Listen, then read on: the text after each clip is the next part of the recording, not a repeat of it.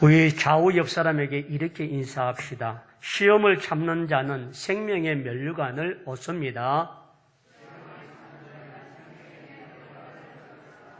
할렐루야. 오늘 우리를 시험에 들게 하지 마옵시고 하나님의 오늘 말씀입니다. 주기도문 가운데에 6번째의 기도의 제목인 바로 우리를 시험에 들게 하지 마시옵고 라고 하는 제목입니다. 시험이라고 말하면 우리가 두 가지를 떠올릴 수가 있습니다. 하나는 테스트를 한다는 거죠.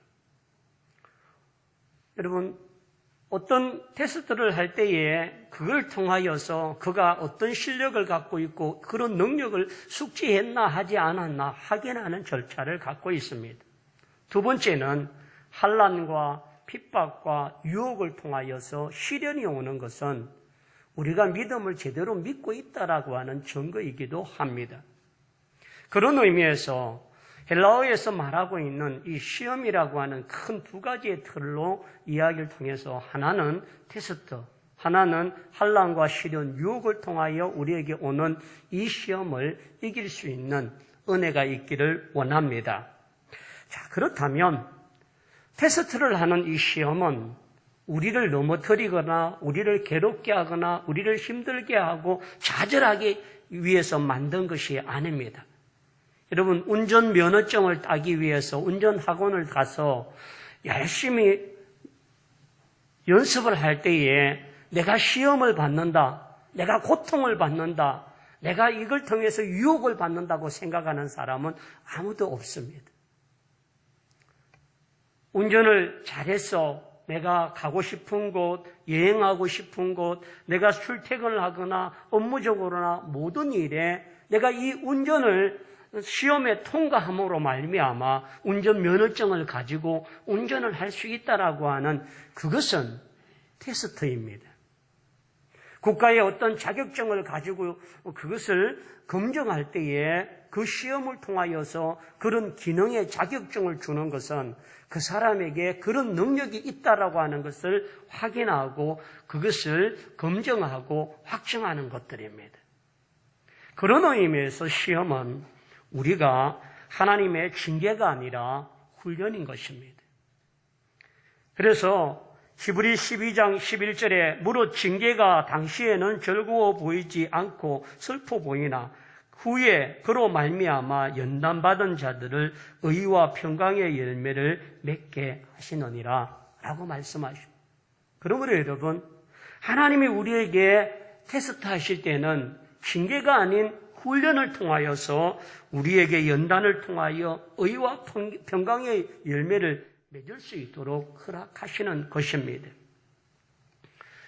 모리아산 아들 이삭을 번제로 바치라고 하는 하나님의 테스트. 아브라함은 그런 하나님의 명령에 사람과 언론하거나 아내와 언론하고 결정한 것이 아니라 하나님의 말씀에 순종하여 아들 이삭에게 이와 같은 나무줌을 지우고 하나님의 산으로 올라갈 때에 이삭이 말합니다. 아버지요, 번제할 나무는 있는데 번제할 제물은 어디 있나이까?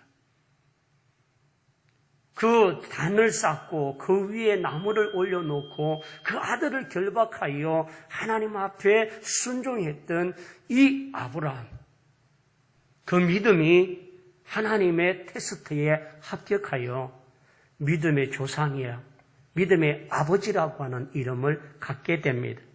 히브리 11장 17절에 아브라함은 시험을 받을 때에 믿음으로 이삭을 드렸으니 그는 약속들을 받은 자로 돼 그 외아들을 드렸느니라. 그 일로 인하여 하나님께서는 아브라함에게 축복하시고 그 자녀들에게 믿음의 조상이라고 하는 이름으로 불려지는 축복의 통로가 된 줄 믿습니다. 그러므로 여러분, 오늘 우리에게 시련이 오거나 또 여러 가지 테스트를 통하여서 나가올 때마다 우리의 믿음을 달아보시고 확인하시고 그걸 통하여서 더 큰 축복을 주고자 하시는 하나님을 바라볼 수 있는 믿음의 영안이 열리기를 축원합니다. 또한 하나님께서는 아무도 시험하지 아니하십니다. 야고보 1장 13절에 사람이 시험을 받을 때에 내가 하나님께 시험을 받는다 하지 말지니 하나님은 악에게 시험을 받지도 아니하시고 신이 아무도 시험하지 아니하시느니라. 하나님 앞에 내가 시험을 받는 이 시험을 그렇게 하게 되면 하나님 왜 나에게, 내게 왜 이런 질병을, 내게 왜 이런 고통을, 내게 왜 이런 아픔을, 내게 왜 이렇게 어려움을 주십니까? 라고 하는 하나님이 주셨다라고 생각할 때에 이것을 통하여서 원망하고 불평하고 대적하는 마음들이 일어납니다. 하나님은 누구를 미혹하기 위하여, 누구를 넘어뜨리기 위하여 시험하는 적은 없어요. 그를 세우고 그를 강하게 하고 그를 정금같이 하나님께서 더 견고하게 만들기 위해서 우리를 테스트는 하지만 유혹을, 함정을 만들고 그로 인하여 넘어뜨리게 만들지는 아니하십니다. 또한 시험을 당할 때에 온전히 기쁘게 여기라고 말합니다. 우리 야고보 1장 2절을 다 같이 합독하겠습니다. 내 형제들아 너희가 여러 가지 시험을 당하거든 온전히 기쁘게 여기라. 아멘. 시험을 왜 기쁘게 여겨야 합니까? 우리가 시험을 당하고 어려움을 당할 때에 공격을 받고 이로 인하여 연단을 받을 때에 하나님은 우리를 버려두시지 아니합니다. 배후에서 낮에는 해와 같이 밤에는 달과 같이 우리를 보호하시고 감싸시고 눈동자같이 지키시는 분이 여호와 하나님이신 줄 믿습니다. 사망의 엄청난 골짜기를 다닐지라도 해바람을 두려워하지 않을 것은 주께서 나와 함께 하심이라 라고 말씀하십니다. 그러므로 여러분, 어떤 시험과 어려움과 환난 중에 있을 때에 온전히 기쁘게 여겨야 할 것은 하나님이 나를 주목하고 계시다는 것. 하나님의 관심이 내게 있다는 겁니다. 하나님이 나의 모습 하나하나를 주목하고 계시다는 사실을 인지할 때에 나는 외로운 자가 아니요 고통당하는 자가 아니라 하나님의 주목을 받는 사람인 것을 말합니다. 그런 의미에서 베드로는 베드로전서 1장 6절과 7절에 그러므로 너희가 이제 여러 가지 시험으로 말미암아 잠깐 근심하게 되지 않을 수 없으나 오히려 크게 기뻐하는도다. 너희 믿음의 확실함이 불로 연단하여도 없어질 것보다 더 귀하여 예수 그리스도께서 나타나실 때에 칭찬과 영광과 존귀를 얻게 할 것이니라. 여러분, 이것을 이야기하는 사람이 누구입니까? 베드로입니다. 베드로는 내가 오늘 밤 닭이 울기 전에 나를 3번 부인하리라고 예수님께서 말씀하셨습니다. 베드로는 주여 결단코 그런 일은 없겠다고. 그런 그가 3번에 모른다고 맹세하고 저주하고 행했던 그 일로 인하여 주님과의 눈이 마주쳤을 때에 베드로의 마음, 실패했던 자입니다. 넘어진 자였습니다. 그로 인하여 자기가 하나님, 예수님께 말씀한 것을 지키지 못한 자였습니다.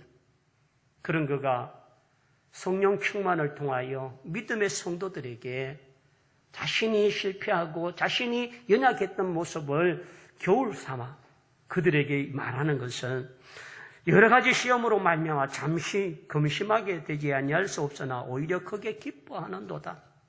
자기를 더 베드로를 베드로 되게 하시고 반석을 반석 되게 하시고 수제자를 수제자답게 만드신 사건이 그로 인하여서 그 자신을 세워지는 하나님의 사람으로 만들어주신 결과입니다.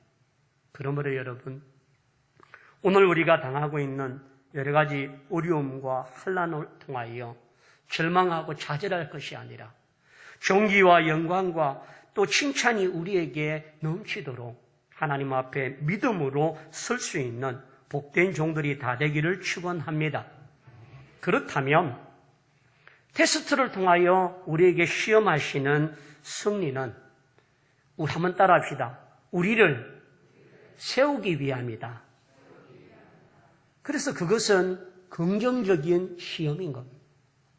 우리를 넘어뜨리게 하는 것은 환난과 시련과 유혹을 통하여 부정적인 그런 모습이지만 우리에게 세우기 위한 것임을 기억할 때마다 하나님의 은혜를 구할 수 있는 믿음의 종들이 되길 원합니다. 그렇다면 테스트에 승리하는 비결은 뭘까? 고린도전서 10장 13절에 사람이 감당할 시험 밖에는 너희가 당한 것이 없나니 오직 하나님은 미쁘사 너희가 감당하지 못할 시험을 허락하지 아니하시고 시험 당할 즈음에 또한 피할 길을 내사 너희로 능히 감당하게 하시느니라. 하나님은 우리가 감당할 수 있는 시험을 허락해 주십니다. 우리가 보기에는 도저히 불가능해 보이고 우리가 보기에는 도저히 할 수 없다라고 하는 그 모습은 이미 내가 그것 때문에 두려워하고 이미 내가 그 문제 앞에, 내가 그 질병 앞에, 그 사건 앞에, 그 환난과 어려움 속에서 나약한 것입니다. 내가 약해진 것이지 하나님의 능력이 약하거나 하나님의 도우심이 약하거나 하나님의 함께하심이 약한 것이 아니라는 사실을 우리에게 보여줍니다. 그러므로 시험을 당하여 겁부터 먹지 말고 시험을 당할 때마다 덜컥 내려앉는 절망으로만 좌절하지 마시고 하나님이 감당할 시험을 내게 주시는데 능히 이길 수 있다라고 하는 확신을 갖고 나갈 수 있는 믿음의 종들이 되기를 축원합니다.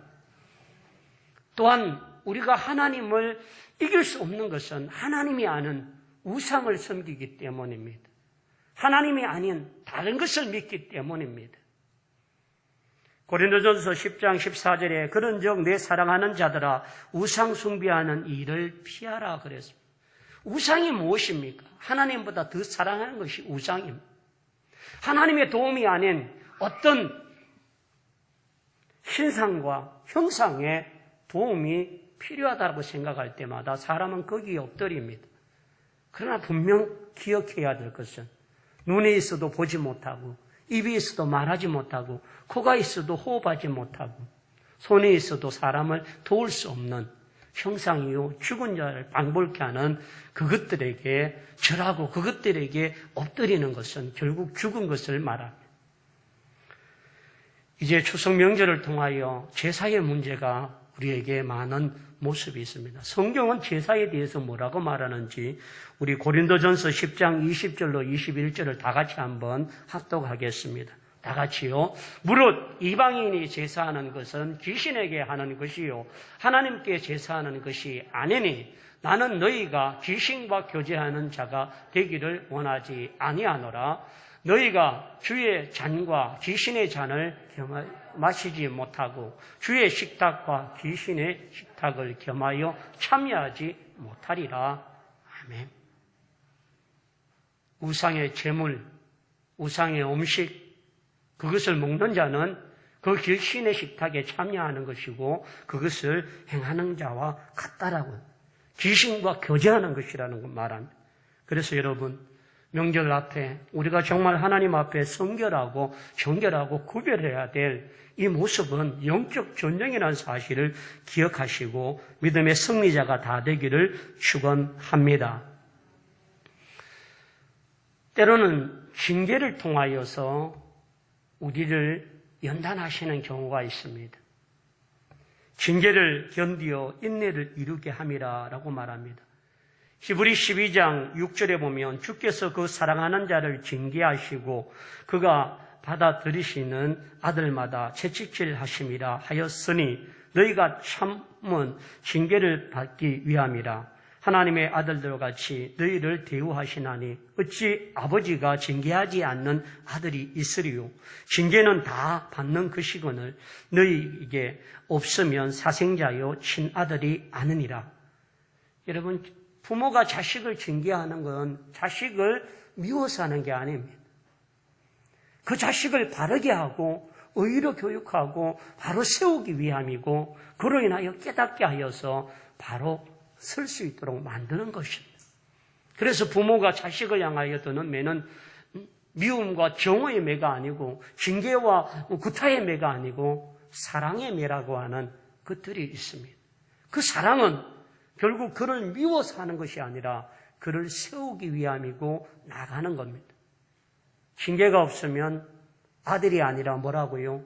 사생자라고 말합니다. 과거에 한번 제가 말씀을 드렸지요.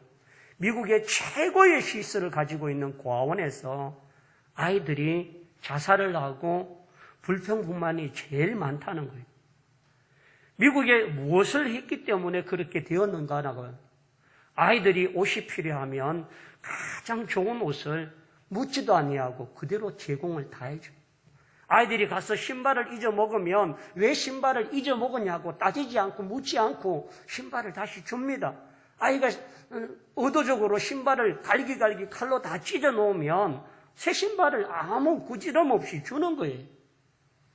그래서 심리학자들이 왜 이 고아원이 최고의 시설과 최고의 만족도를 줄 수 있는 모든 여건을 가졌는데 이 아이들이 이렇게 불평과 불만과 또 자살이 많아진 이유가 뭐냐는 거죠. 그래서 심리학자들이 그 아이들에게 상담을 했습니다. 우리는 사육을 당하는 짐승이 아니라는 거예요. 좋은 음식을 주고 좋은 옷을 주고 좋은 침대에서 잠을 자게 하는 것이 우리를 행복하는 게 아니라 사랑을 통하여서 때로는 꾸짖기도 하고 책망도 하고 그러면 안 된다고 말하는 그런 부모의 마음이 없다는 거예요. 그래서 자식들은 사랑으로 키워야 하는 거예요. 좋은 환경이 자식을 잘 만드는 게 아니라 사랑이 그렇게 만들어주는 것들입니다. 그러므로 여러분, 오늘 우리가 우리 자녀를 징계하듯이 하나님은 우리가 잘못할 때에, 우리가 하나님의 말씀에 불순종할 때에, 하나님의 거역을 행할 때에 징계를 통하여 돌아오게 하시는 거예요. 우리는 요즘 새벽에 에스겔서를 보고 있습니다.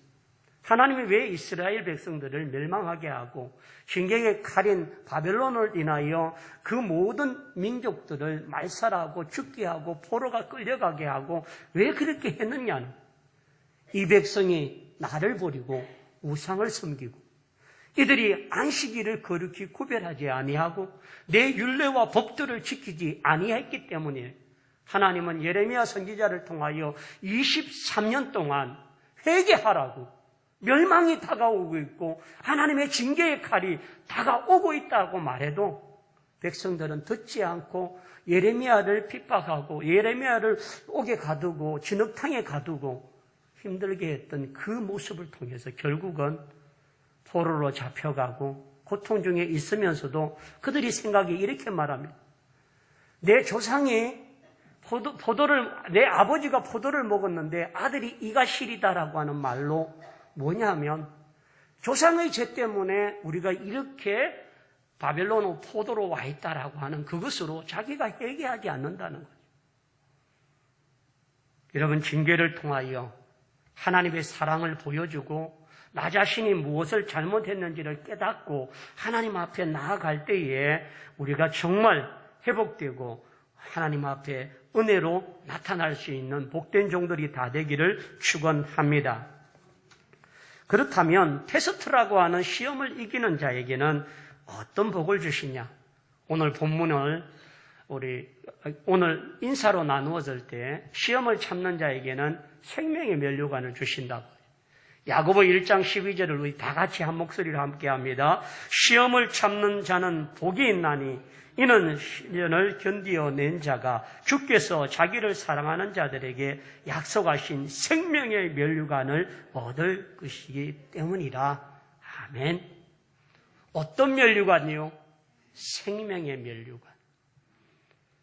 여러분, 올림픽에서 금메달을 따는 것처럼 우리 신앙의 영적 전쟁의 테스트에서 생명의 면류관을 받을 수 있는 복된 종들이 되고 그것을 사모할 수 있는 믿음의 종들이 되기를 축원합니다.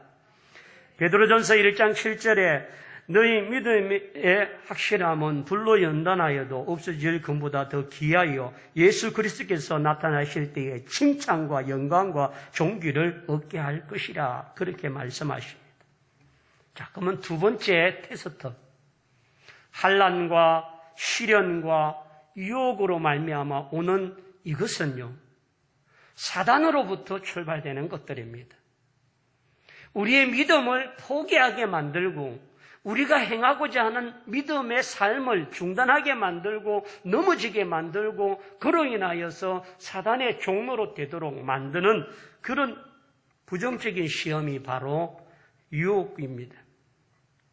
그래서 여러분, 우리가 복음을 잘 전하고 믿음으로 살아가려고 애쓰면 애쓸수록 사단은 우리를 넘어뜨리기 위하여 유혹과 환난과 시련을 통하여서 우리를 넘어뜨리고 있다는 사실을 기억하시길 바랍니다. 욥기를 보십시오. 욥이 까닭 없이 하나님을 섬기겠습니까? 사단이 하나님 앞에 욥의 생명은 건들지 말고 그로 인하여 시험해보라고 합니다. 욥의 자식들을 데려갑니다. 재산을 빼앗아갑니다. 욥의 건강을 빼앗아갑니다. 아내가 도망갑니다. 친구들이 그를 조롱합니다. 그리고 자신은 온몸에 병이 들어서 기아장으로 몸을 끌고만 되는 비참함을 갖게 됩니다. 그 가운데서도 욥은 하나님을 원망하고 비난하지 아니하고 적신으로 왔으니 적신으로 가는 것이 마땅하다라고 말하는 욥을 통하여서 이겨내고 그 시련과 그 유혹과 그 환난을 견디고 이겨내었을 때에 갑절의 축복을 받게 하고 더 아름다운 믿음의 아내를 얻게 하고 7 자녀를 얻게 하여서 욥의 축복을 우리가 압니다.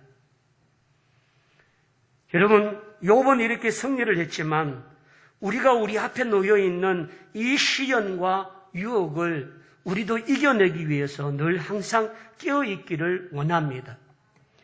요한일서 2장 15절과 16절에 보면 이 세상이나 세상에 있는 것들을 사랑하지 말라.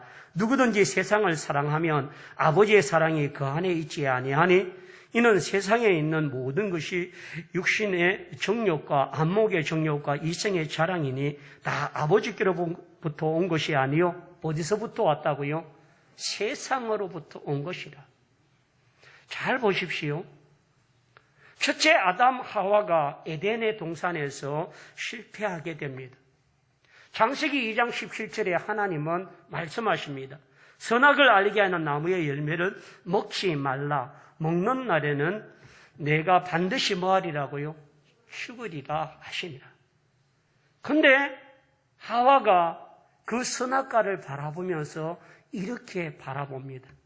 창세기 3장 6절에 여자가 그 나무를 본 적 먹음직도 하고 보함직도 하고 지혜롭게 할 만큼 탐스럽기도 한 나무인지라 여자가 그 열매를 따먹고 자기와 함께 있는 남편에게 주매 그도 먹은지라 라고 말씀. 여기 보십시다. 육신의 정욕, 안목의 정욕, 이색의 정욕은 먹음직, 보함직, 지혜롭게 탐스럽게 할 만한 그러한 미혹들이 우리 마음속에 들어옵니다. 분명 창세기 2장 17절에 내가 먹는 날은 반드시 죽으리라고 말씀을 하셨는데 그 말씀을 잠시 넘겨놓고 사단의 미혹을 통하여 그 유혹을 통하여 바라볼 때에 먹음직, 보함직, 지혜롭게 탐스럽게 할 만한 탐욕들이 가득합니다. 예수님도 이 먹음의 문제로 인하여 시험을 당하셨지요. 마태복음 4장에 보면 예수님께서 광야에 40일 동안 금식하며 나가셔서 시험을 받으십니다. 40일 금식을 마치고 난 이후에 줄이고 육신의 배가 줄인 예수님에게 사단은 말합니다. 네가 하나님의 아들이거든 이 돌덩이를 떡덩이 되게 하라라고 말합니다. 그래서 사람의 줄인 육신을 채울 수 있도록 육신의 정욕으로 시험합니다. 그리고 천하만국을 보여주며 자기에게 절을 하면 이 모든 걸 주겠다는 눈으로 보는 안목의 정욕의 시험거리를 보여줍니다. 성전에서 뛰어내리라. 그럼 이런 시험을 통해서 이생의 자랑거리. 결국 여러분 우리 앞에 육신이든 안목이든 정욕이든 세상에 우리가 하나님보다 더 사랑하고 관심을 갖는 그것을 통하여 사단을 유혹하고 미혹하고 넘어지게 만드는 것입니다. 한번 따라합시다. 나보다도 내 약점을 사단이 더 잘 안다. 그런 거 있지 않습니까? 저 사람에게 어떤 말을 해야 저 사람이 이성을 잃고 분노하고 격분하여 흥분하여 그렇게 할 것인지 사단은 이미 알고 있습니다. 그러므로 여러분, 사단의 틈을 이겨내기 위해서는 우리가 하나님 앞에 자기의 욕심에 끌려가는 것이 아니라 하나님 앞에 붙잡힘을 받을 수 있는 믿음의 종들이 되기를 축원합니다. 야고보 1장 14절에 오직 각 사람이 시험을 받는 것은 자기 무엇 때문이라고요? 욕심에 끌려 미혹됨이라 라고 말씀을 준비하면서 주동을 보니까 성도의 삶은 영적 격투기와 같다라고 그렇게 말합니다. 여러분, 격투기라고 하는 이 싸움을 잘 아시죠? 로마의 원형 경기장 안에 사람을 내려놓고 거기에다가 채찍을 만드는데 그 채찍 끝에는 납조각이라든지 쇠붙이라든지 짐승 고기의 뼈라든지 그런 것들을 다 묶어서 그 격투장에서 서로가 치고 받고 그렇게 하면서 마지막 한 사람이 살아남을 때까지 하는 게 격투기라는 것. 사단은 우리에게 그런 격투기장으로 우리를 끌어들이고 우리가 그로 인하여서 지치고 상하게 만드는 그러한 실패자로 만들려고 합니다. 로마 10대 박해에 의해서 수많은 기독교인들이 로마 원형 경기장에서 믿음에 대한 테스트를 받았습니다. 큰 기름 가마솥 위에 사람을 올려 세워놓고 내가 예수를 부인하면 살 것이고 그렇지 아니하면 너의 오른팔을 자를 것이다. 그리고는 파란 척이 칼에 찢기고 잘라지고 그 팔이 기름에 튀겨지는 모습과 고통을 느낍니다. 또 다른 팔을 그렇게 하고 다리를 하고 마지막 목을 잘라서 그 사람을 다 죽이는 것들을 믿는 사람들이 다 보도록 부모 앞에 자식을 그렇게 죽이고 아내 앞에 남편을 그렇게 죽이고 신앙을 포기하고 하나님을 예수 그리스도를 부인하고 신앙을 버리라고 조롱하는 그 원형 경기장 안에 수많은 초대 기독교인들이 믿음의 그것을 부인하지 아니하고 죽어가고 거기에서 고통당하며 많은 것들을 그러면서 그들이 이야기한 건 뭐냐? 두려워 떨고 있는 그 자녀에게 뭐라고 말하나? 고통은 잠깐이지만 천국은 영원한 나라다. 여러분, 오늘 저와 여러분의 영적 격투기 현장에는 어떤 아픔들이 있습니까? 사단이 우리의 약점을 바라보며 채찍으로 우리의 살점을 뜯어내게 만들고 우리의 온몸을 피투성이로 만들고 고통스럽게 만드는 그 채찍이 우리에게 와서 내 심장과 내 마음과 내 모든 육체를 괴롭게 하고 있는 그 아픔의 순간에도 주님을 바라보시길 바랍니다. 그는 우리의 질고를 아는 자라고 말했습니다. 그는 당신 스스로 그 채찍에 맞으셨고 당신 스스로 그 조롱을 받으시고 그 멸시를 받으셨던 그분이 네가 당하는 고난과 멸시를 안다라고 말씀하십니다. 그러므로 여러분, 내가 지금 겪고 있는 이 아픔과 고통과 괴로움 앞에 원망과 절규하지 마시고 사단이 우리를 통하여 이와 같은 유혹과 미혹과 시련을 통하여 환난을 통하여 우리를 넘어지게 만들려고 하지만 우리는 그곳에서 주님을 바라보며 믿음의 승리자가 되기를 원합니다. 그래서 오늘 우리가 믿음의 승리자가 될 수 있도록 나아갈 수 있기를 축원합니다. 그렇다면 사단이 우리에게 환난과 시련과 유혹을 통하여 행하고 있는 이 시험을 이길 수 있는 비결은 무엇일까? 한번 따라합시다. 하나님은 감당할 시험을 주신다. 아멘이십니까? 내가 당하고 있는 이 시험과 핍박과 유혹과 환난과 시련의 앞에서 이길 수 있다는 것, 하나님이 나와 함께 하시면 능히 내가 그것을 감당하고 이길 수 있다라고 하는 믿음을 가질 수 있는 믿음의 종들이 되기를 축원합니다.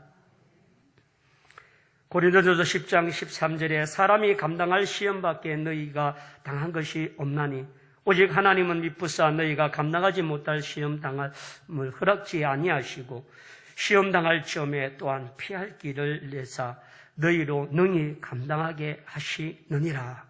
아멘. 여러분, 다니엘을 보십시오.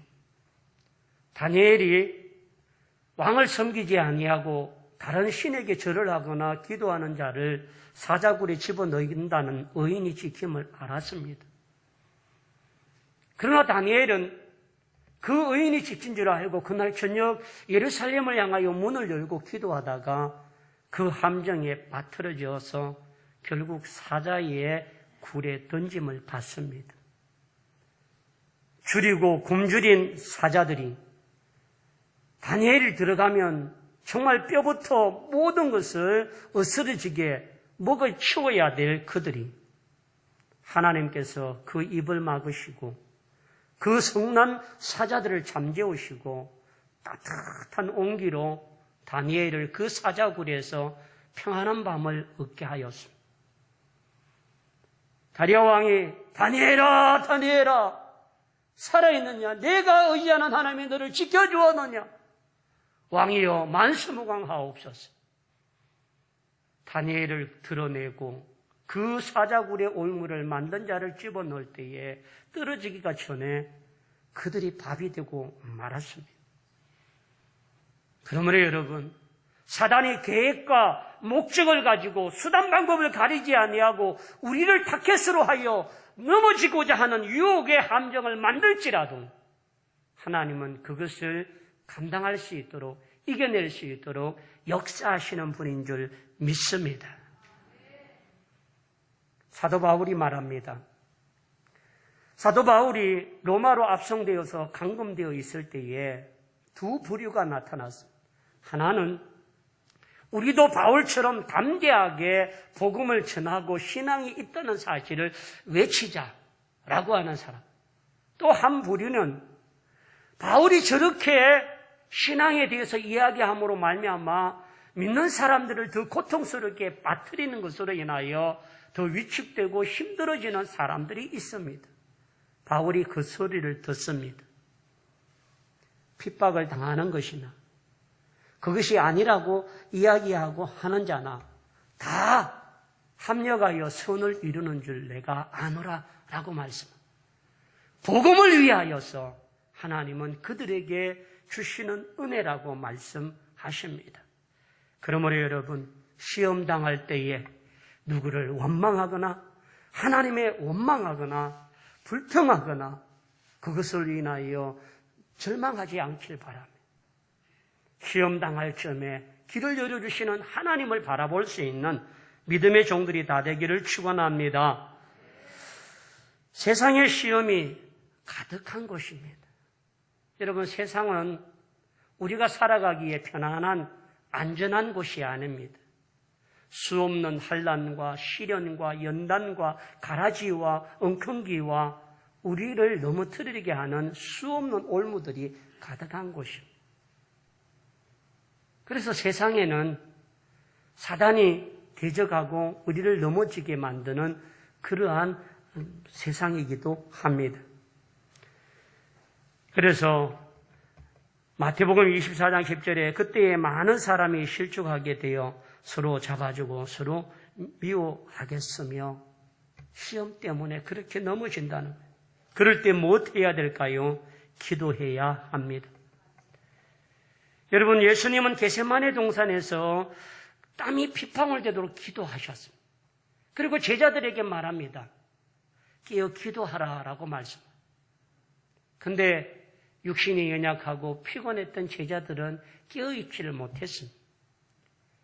결국 그들은 어떠합니까? 마태복음 26장 41절에 시험에 들지 않게 깨어 기도하라. 마음은 온유로되 육신이 약하도다 하시고, 결국 그로 인하여서 깨어 기도 못한 베드로는 말고의 길을 베는 칼을 쓰고 보복하는 자가 되고 예수님을 3번이나 모른다고 맹세하고 저주하는 자가 되고 말았습니다. 그러한 베드로가 우리에게 말합니다. 베드로전서 4장 12절 다 같이요. 사랑하는 자들아, 너희를 연단하려고 오는 불시험을 이상한 일 당한 것 같이 이상히 여기지 말고. 여러분, 우리를 연단하는 불시험을 이상하게 여기지 말고 불평하지 말라라고 말합니다. 시험에 들 수 있는 기회와 장소를 거절해야만 합니다. 미혹당하는 곳, 넘어지는 곳, 그것이 반복적으로 되어지는 것을 차단하고 막아야 한다는 겁니다. 시편 1편 1절에 복 있는 사람은 악인들의 길을 따르지 아니하며 죄인들의 길에 서지 아니하며 오만한 자들의 자리에 앉지 아니하고, 고린도전서 10장 14절에 그런즉 내 사랑하는 자들아 우상 숭배하는 일을 피하라. 여러분, 요셉을 보십시오. 보디발 장군의 아내가 집요하게 그렇게 유혹할 때에 그는 그것을 피하기 위하여 겉옷을 벗어 던지고 적극적으로 피했습니다. 그 옷이 증거가 되어져서 감옥에 들어갔지만 유혹은 도리어 하나님은 유혹거리로 만든 그 감옥이 요셉을 더 하나님의 사람으로 안전하고 온전하고 모든 각기 대신들을 통하여 총리가 되어지는 모든 가정을 섭취하고 배울 수 있는 기회로 만들어 주었습니다. 그러므로 여러분, 오늘 우리가 그 자리를 계속 있으면서 시험당함에 대하여 고난 겪지 마시고 그것을 떠나고 그것을 벗어나고 피할 수 있는 지혜가 있기를 축원합니다. 한번 따라합시다. 자신을 의지하지 말라. 여러분은 여러분 자신을 신뢰할 수 있습니까? 얼마 전까지만 해도 더워서 밤에 에어컨을 켜야만 잠을 잤습니다. 요즘도 에어컨을 켜고 주무십니까? 이제는 보일러를 돌려야 되고 전기 매트를 켜야만 되는 그러한 철이 되고, 우리의 몸은 늘 한결같지 않고 우리의 마음도 한결같지 않습니다. 자신을 믿고 나는 그것을 이길 수 있다라고 호언장담했던 베드로처럼 오늘 우리는 우리 자신들을 신뢰하지 말고 하나님을 전적으로 신뢰하는 자가 되기를 축원합니다. 그래서 시험을 이기는 자에게는 하나님이 생명의 면류관을. 자, 마지막으로 시험을 이기려면 한번 따라합시다. 기도합시다. 기도는요, 늘 깨어 기도해야만. 마태복음 26장 41절에 시험에 들지 않게 깨어 기도하라 라고 말씀하시고, 그래서 여러분, 무시로 쉬시로 하나님 앞에 늘 기도를 통하여 하나님의 영적인 능력과 하나님의 영적인 은혜를 힘입고 나갈 수 있는 믿음의 종들이 되기를 축원합니다. 두 번째는 한번 따라합시다. 말씀으로 이긴다. 예수님께서 광야 40일 동안 금식하시고 난 이후에 사단이 시험할 때에 사람은 떡으로만 살 것이 아니라고 말씀하시는 말씀으로 이기신 줄 믿습니다. 그러므로 여러분, 주의 말씀을 주야로 묵상하시고 그 말씀을 통하여 힘과 능력을 힘을 얻는 믿음의 종들이 되길 원합니다. 우리가 성경을 지금 퀴즈를 주보에 내고 있는데 시편에 들어와 있습니다. 시편에는 이제 어떻게 문장을 만들어서 문제를 내려고 하는 거 잘 안 돼서 갈로 메우기로 하는데 그 가운데 제가 묵상하고 읽으면서 우리 성도님들이 이 시편의 한 구절이라도 읽으면서 그 안에 있는 단어와 의미를 볼 수 있으면 좋겠다라고 하는 마음으로 그렇게 갈로를 해놨습니다. 여러분, 그래서 여러분 성경을 요즘 얼마나 읽기 좋은 때입니까? 가을은 천고마비의 계절이라고 말합니다.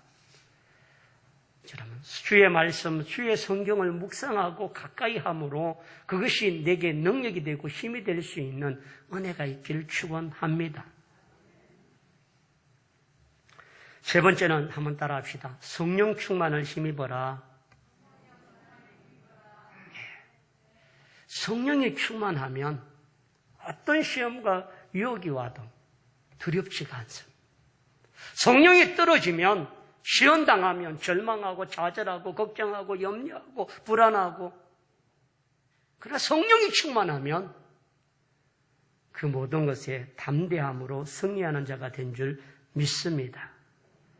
그러므로 여러분, 오늘 명절 앞에 사단의 유혹과 또 신앙의 여러 가지 귀신의 유혹 앞에서도 우리가 믿음의 승리자가 되어져서 하나님 앞에 생명의 면류관, 의의 면류관을 통하여 하나님께 영광 돌리는 복된 종들이 다 되기를 축원합니다.